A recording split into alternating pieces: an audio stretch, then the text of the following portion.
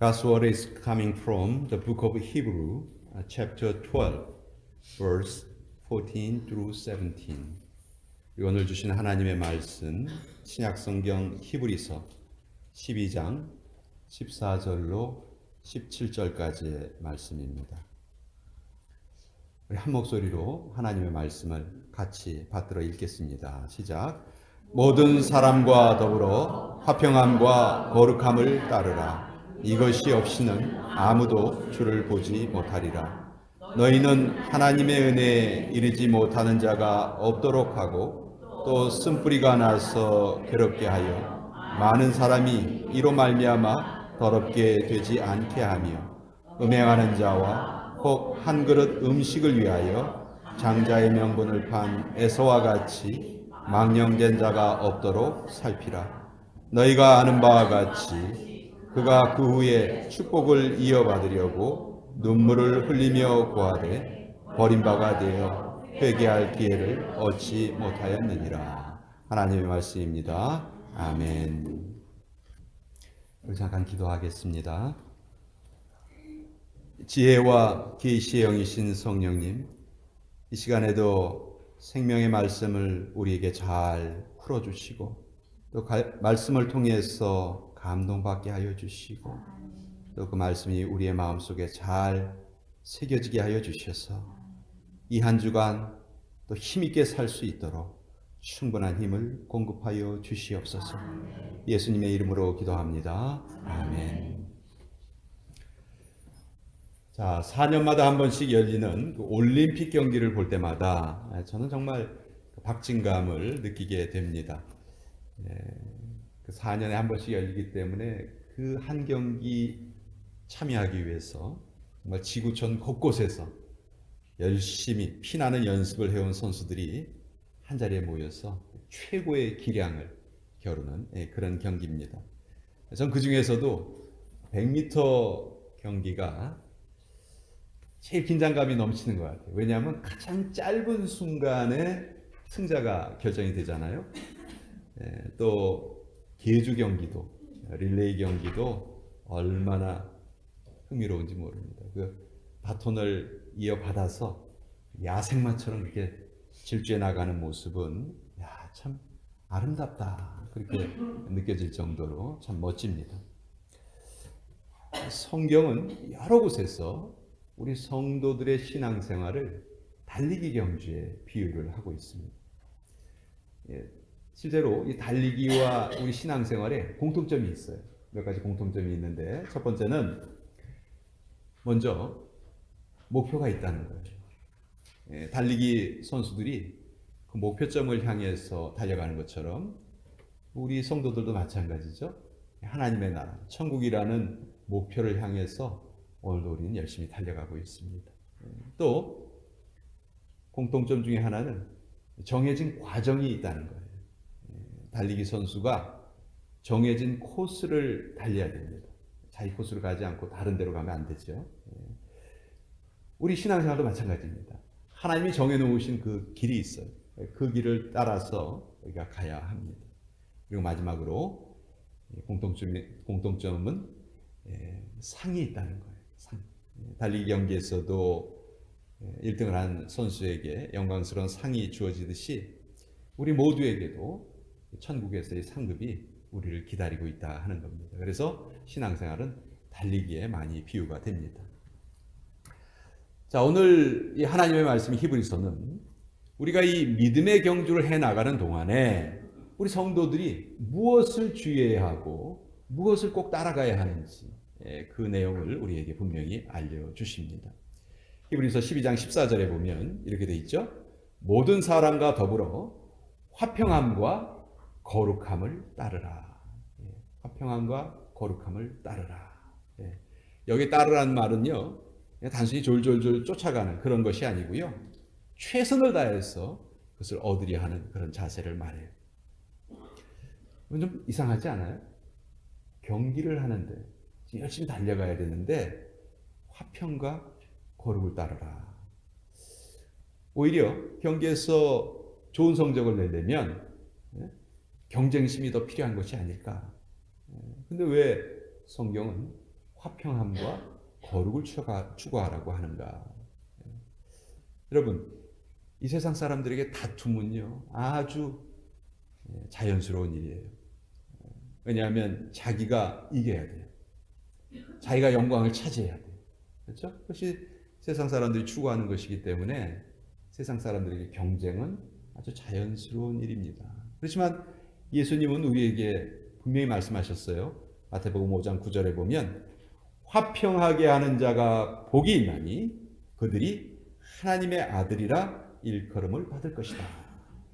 또 바울도 로마서 12장 18절에서 보면 할 수 있거든 너희로서는 모든 사람과 더불어 화목해라.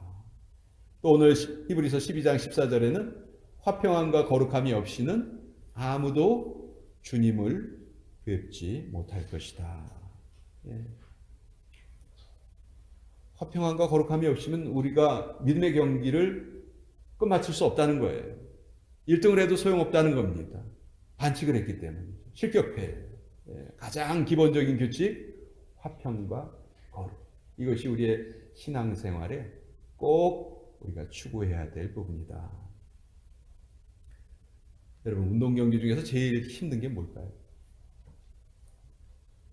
어떤 운동 경기도 아마 쉬운 종목은 없을 겁니다. 그렇지만 저는 그 중에서도 마라톤 경기가 가장 힘든 경기 중에 힘든 경기가 아닐까 그렇게 생각을 해요. 근데 더 놀라운 거는요, 그렇게 힘든 경기에 참여하는 선수들도 또 무지무지 많다는 거예요. 아주 깜짝 놀랐어요. 뉴욕 마라톤 대회는요, 참가 선수가 25,000명이래요. 25,000명. 도대체 그 25,000명이 그 출발 선상에 어떻게 서 있는지도 저는 좀 궁금해요. 어쨌든 이 많은 선수들이 경기가 딱 시작이 되면은 그냥 우르르 일제히 달려나가죠. 저 멀리 있는 결승점을 향해서 뛰어나갑니다. 근데 한 30분 정도 지나면요, 이 뛰는 사람들의 양상이 조금씩 바뀌기 시작해요. 아주 잘 뛰는 선수들은 뭐 자기 페이스를 잃지 않고 잘 뛰어나갑니다. 그렇지만 참가에 의의가 있는 선수들은 조금씩 뒤로 처지기 시작해요. 그래서 아주 별의별 모습으로 다 달려요. 어떤 사람은 너무 지쳐서 걸어가는 사람도 있고요. 어떤 사람은 아예 앉아서 쉬는 사람도 있습니다. 또 간간히 목발이라든지 아니면 휠체어에 의지해서 경기를 치르는 아주 그런 용감한 분들도 계세요. 자, 그렇게 프로 러너가 아니면 그 어려운 경기 하다가 녹초가 되고 실신이 되고 뭐 주저앉게 됩니다. 그런데 참 아름다운 광경은 뭐냐면 그렇게 한 선수가 너무너무 지쳐서 쓰러질 때 같이 달리던 선수들이요, 모른 체하고 지나가지 않고 다가와서 그 선수들을 도와준다는 거예요. 사실 이 후방에 있는 선수들은 1등하고 이런 건 사실 중요한 문제가 아니잖아요. 그렇죠? 함께 달리는 게 더 중요한 문제예요. 저는 우리 성도들의 그 믿음의 경주도 이런 모습이 아닐까 좀 생각을 합니다. 여러분, 요새 방송계에서 콜라보레이션, 뭐 영어 발음이 어떤지 모르겠는데 한국말로는 콜라보레이션이란 말이 많이 써요. 콜라보 그렇게 얘기해요. 음악가들끼리 서로 이렇게 합쳐서 같이 작업을 해서 어떤 노래를 만들어내거나 아니면 음악가와 또 다른 뭐 미술가라든지 다른 아티스트들이 일시적으로 한 팀을 이루어서 어떤 결과물을 함께 만들어내면 그것을 우리가 콜라보레이션 그렇게 부릅니다. 저는 믿음의 경주도 역시 콜라보레이션이다 그렇게 생각을 해요. 나만 잘한다고 되는 것이 아니거든요. 같이 뛰어야 되고 같이 이루어야 되는 것이 우리 믿음의 경주예요. 왜냐하면 우리 믿음의 경주를 망치는 수많은 요소들이 우리 앞에 놓여 있어요. 그것을 나 혼자의 힘으로는 결코 이겨낼 수가 없습니다. 그래서 우리는 같이 해야 되는 거예요. 그래서 오늘은 여러분과 함께 우리 믿음의 위험 요소들이 과연 무엇들이 있나 그것을 한번 같이 살펴보면서 말씀의 은혜를 갖고자 합니다. 우리 신앙생활에 찾아오는 첫 번째 위험 요소는 은혜의 상실입니다. 히브리서 12장 15절에 이렇게 되어 있죠. 너희는 하나님의 은혜에 이르지 못하는 자가 없도록 해라. 하나님의 은혜에 이르지 못하는 자가 없도록 해라. 분명히 우리 다 예수님에 대한 믿음을 고백을 했어요. 그렇지만 우리 삶의 상황이 힘들어지거나 어려워지거나 이런 경우에는요, 안타깝게도 우리 믿음을 굳게 지키지 못하는, 그래서 은혜에서 떨어지는 분들이 우리 가운데 있을 수가 있습니다. 열정적으로 믿음 생활을 하다가 갑작스럽게 주저앉는 사람들이 있어요. 주로 뭐 여러 가지 이유가 있겠지만 성경이 말하는 이유 중에 하나는 율법에 얽매일 때 그렇게 된다는 거예요. 대표적인 경우가 신약에 나오는 바리새인들이죠. 바리새인들은 율법은 정말 열심히 지키려 했어요. 그렇지만 하나님의 은혜로부터는 멀어지고 만 거예요. 갈라디아서 5장 4절에 율법 안에서 의롭다함을 얻으려 하는 너희는 그리스도에게서 끊어지고 은혜에서 떨어진 자로다. 뭘 해야 된다 하는 그 율법에 너무 집착하게 되면 우리가 믿음 생활에서 은혜를 잃어버리게 된다 하는 겁니다. 자, 우리가 하나님의 은혜를 헛되이 받지 않으려면, 하나님의 은혜를 잘 간직하려면 어떻게 해야 될까? 우리에게는요, 은혜의 재생 기능이 필요합니다. 예를 들어서 이스라엘 공동체가요, 하나님의 은혜에서 완전히 떠나지는 않았어요. 그러나 그들은 하나님의 은혜를 잊고 있었던 적이 너무 많아요. 그래서 그들에게는 꼭 하나님의 은혜를 다시 한번 기억시켜주는 것이 필요했습니다. 그래서 하나님께서는 그들에게 뭘 지키게 하셨냐면 절기를 지키게 하셨어요. 하나님이 만들어주신 절기를 지키면서 하나님의 은혜를 다시 한번 기억하도록 하신 거예요. 그러니까 절기를 주신 첫 번째 목적은 하나님과의 친밀한 관계를 회복시키기 위해서 이스라엘 백성들에게 하나님이 절기를 지켜라 이렇게 절기를 주신 것이죠. 여러분 잘 생각해 보세요. 하나님과의 관계가 식어버리면요, 사실 우리 모든 신앙 활동이 힘을 다 잃어버려요. 신앙 활동에 우리가 실증을 느끼게 되고요, 매너리즘에 빠집니다. 매너리즘 아시죠? 똑같은 행동은 하고 있지만 생각은 딴 데가 있는 거예요. 그냥 뭐 아무 생각 없이 정해진 행동을 하는 것이 매너리즘인데, 우리가 그런 신앙생활에서의 매너리즘에도 빠질 수 있다는 것입니다. 그래서 우리는 은혜를 자꾸 복원을 시켜야 하는데, 사실 우리가 이렇게 주일마다 모여서 이렇게 예배를 드리는 것도요, 은혜를 다시 한번 재생시키고 은혜를 다시 한번 복원시키는 그런 과정 중에 하나예요. 세상에 살 때는 사실 하나님을 잊고 살 때도 많이 있거든요. 그렇지만 다시 이렇게 예배의 자리에 나와서 우리가 하나님의 자녀구나 하는 것을 다시 한번 깨닫고 하나님의 은혜를 다시 한번 회복을 시키는 겁니다. 우리가 신앙생활을 통해서 받는 은혜는 일시적으로 들뜬 감정에서 끝나면 안 돼요. 반드시 우리의 삶으로 이어져야 됩니다. 그래서 저나 여러분이나 우리 인생의 전성기가 언제냐면요, 하나님의 은혜가 우리에게 주어질 때, 그때가 바로 우리 인생의 전성기라는 거예요. 우리가 은혜 받으면요, 아무리 힘든 상황도 다 이겨낼 수 있어요. 모든 것을 가능케 해주시는 힘, 이것이 하나님의 은혜입니다. 여러분, 다른 때가 은혜의 때가 아니에요. 바로 오늘 이 순간, 바로 이때가 우리에겐 은혜의 때다. 나 더 나은 조건이 주어지면은 하나님 잘 믿을 거예요. 여러분, 그런 소리 하지 마세요. 상황이 좋아지기 기다리지 마세요. 상황에 따라서 춤을 추면요, 인생은 정말 피곤할 수밖에 없어요. 어떤 상황에서도 하나님의 은혜를 받으면 된다. 은혜를 사모하시고 한번 잡은 은혜를 잘 붙드시고 그리고 살아가신 여러분 모두가 되시기를 축원드립니다. 두 번째, 우리 신앙생활에서 찾아오는 큰 위험 요소 중에 하나는 쓴뿌리예요. 쓴뿌리. 이 쓴뿌리는 사람을 괴롭게 할 뿐만이 아니고 오늘 성경을 보면 사람을 더럽게 한다, 이렇게 성경이 말씀하십니다. 이 쓴뿌리라는 것은 사실 우리 마음속 깊이 자리 잡고 있는 그런 악을 말하는 건데요. 이 뿌리라는 건요, 여러분, 땅에 심겨 있기 때문에 눈에 안 보여요. 그렇죠? 싹이 나야 비로소 저 땅 속에 뿌리가 있었구나, 우리가 그것을 알 수가 있는 거죠. 마음의 쓴뿌리도 마찬가지예요. 마음의 쓴뿌리도 하루아침에 생기지 않습니다. 아무도 모르게 내 속에서 자라나기 시작해요. 그래서 우리는 그 쓴뿌리를 반드시 뽑아내야만 되는 거예요. 뽑아내지 않으면 반드시 나쁜 결과가 따라올 수밖에 없기 때문에, 그래서 우리는 쓴뿌리를 뽑아내야 한다. 미국에 한 소년이 있었습니다. 어려서부터 좀 불행한 가정에서 자랐어요. 아버지가 알코올 중독자예요. 그래서 날마다 술만 마시면 들어와서 어머니를 때리는 거예요. 그 모습을 보면서 이 어린 소년의 마음속에 아버지에 대한 증오심이 조금씩 자라기 시작을 합니다.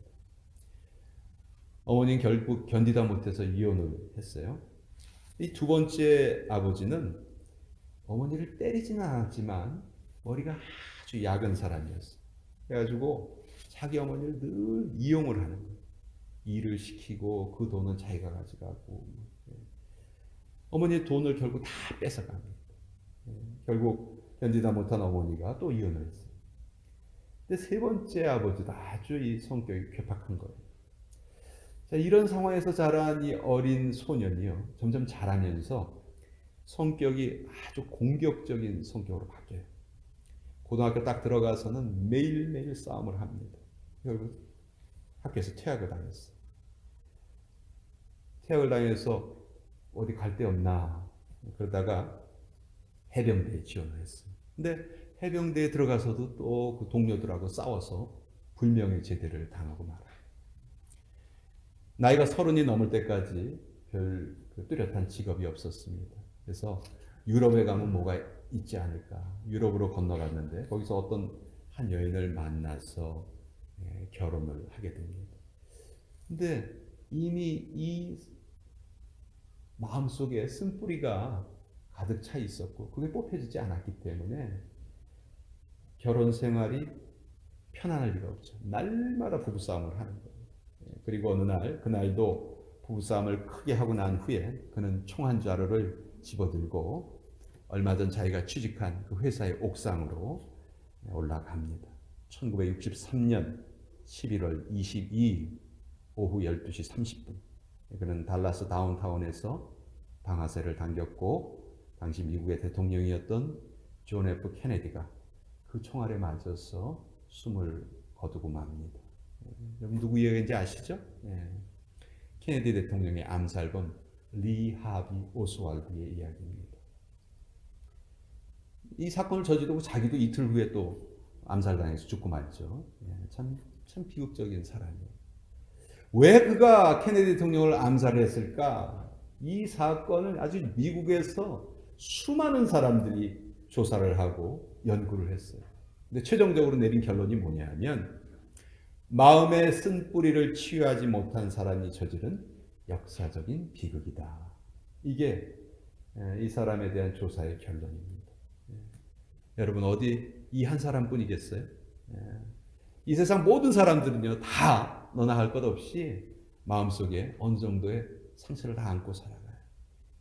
우리도 이렇게 예배당에 나와서 예배를 드리고 있지만 우리 안에도 상처 있는 사람들이 많고요. 또 우리 안에서도 지금 나도 모르는 사이에 쓴뿌리가 자라고 있을지도 몰라. 그래서 우리는 반드시 쓴뿌리를 해결해야 됩니다. 뽑아내야 돼요. 언제 쓴뿌리가 제일 많이 생기는가?